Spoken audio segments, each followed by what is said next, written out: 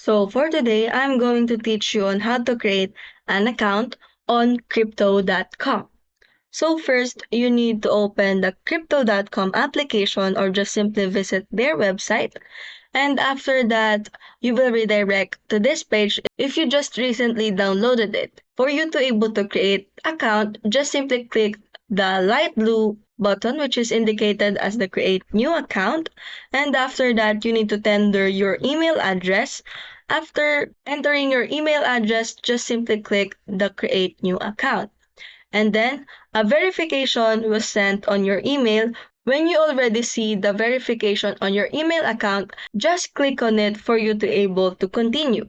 After that, once you click on the verification email, just simply click the open mail and then click on the mail. And after that, you will see this on your email and just simply click the create an account and you're now all set.